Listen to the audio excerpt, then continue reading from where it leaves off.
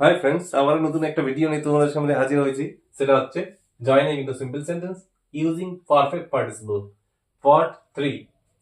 এই perfect participle চিহ্নিতকরণের উপায় হচ্ছে দুটো সেন্টেন্স থাকবে, দুটো সেন্টেন্সের সাবজেক্টই দুটো আলাদা একই রকম হবে। সাবজেক্ট 1 সাবজেক্ট 2 একই ব্যক্তিকে বোঝাবে। এবার দুটো সেন্টেন্সের ভাব আলাদা হবে, ফাইনিট 1 ফাইনিট 2, মানে হচ্ছে দুটোই হচ্ছে দুটো ফাইনাইট ভার্ব থাকবে, দুটোই হচ্ছে সমান ফাইনাইট ভার্ব থাকবে। এক কথায় টাইম ডিফারেন্স মানে দুটো সেন্টেন্স যে শুরু হবে ওর ডিফারেন্সটা 0 হবে। তার মানে হচ্ছে প্রথম কাজটা মানে শেষ হলেই পরের কাজটা স্টার্ট হয়ে যাবে। দুটো সেন্টেন্সের দুটো কাজ, প্রথম সেন্টেন্সের কাজ শেষ হলেই দ্বিতীয় কাজটি স্টার্ট হয়ে যাবে। এই জন্য আমি লিখেছি টাইম ডিফারেন্স হবে 0। ওকে ফ্রেন্ডস, তাহলে দুটো সেন্টেন্সের ফাইনাইট ভার্ব আলাদা হবে, দুটাই ফাইনাইট ভার্ব কিন্তু আলাদা হবে। সাবজেক্ট একই হবে দুটারই। তো let's see the example friend. নিয়মটা একবার দেখে নিই। নিয়মটা কি হবে? Having plus past participle. Having এর পরে হচ্ছে পাস্ট পার্টিসিপল। পাস্ট পার্টিসিপলের ভিডিও অলরেডি দেওয়া হয়েছে, you must watch friend. Having এর পরে পাস্ট পার্টিসিপল হবে, আর হ্যাভিং এর পরে ডান হবে ডু ভার্ব থাকলে, হ্যাভিং এর পরে বিন হবে যদি প্যাসিভ থাকে। ওকে ফ্রেন্ডস, এবার let's see the example. Raj finish his work, he went to school. তো রাজ আর হি একই ব্যক্তি, ভার্ব হচ্ছে ফিনিশ, এটাও হচ্ছে ফাইনাইট ভার্ব, ওয়েন্টটাও ফাইনাইট ভার্ব। তো আমরা করব কি, প্রথমে হচ্ছে হ্যাভিং এখানে হচ্ছে ফার্স্ট পার্টিসিপল আছে ফিনিশড হিজ ওয়ার্ক।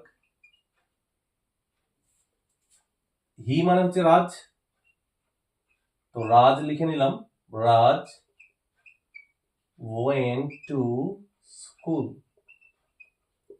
তবে having finish his work Raj went to school, তার কাজ শেষ করিয়া রাজ স্কুলে গেল। Okay, 2 number example. Let's see the example friend. You wrote a letter, তুমি একটা চিঠি লিখলে, ইউ পোস্টেড ইট, এটা তুমি পোস্ট করলে। তো আমরা কি করব, সাবজেক্ট সেম, ভার্ব আলাদা কিন্তু ফাইনাইট ভার্ব। তো আমরা কি করব, এটা having,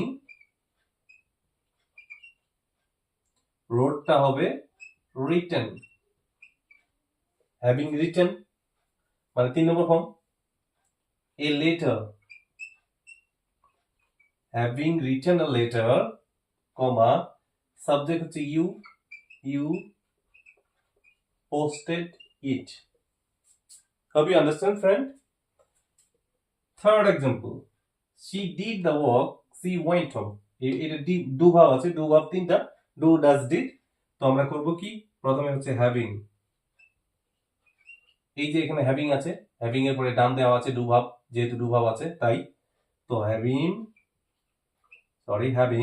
done the work, she went home. Last example. The boy was punished by the teacher. এখানে প্যাসিভ ফর্মে আছে, ভার্বটা প্যাসিভ ফর্মে। He felt sorry. তখন আমরা কি লিখব, হ্যাভিং বিন, 3 নম্বর ফর্ম এখানে দেওয়া আছে, punished by the teacher, having been punished by the teacher, he মানে the boy felt sorry. Okay friends, তাহলে having been punished by the teacher, শিক্ষকের দ্বারা শাস্তি পেয়ে ছেলেটি দুঃখ অনুভব করিল। Hope you understand, friend? Thank you so much. See you again with a new video.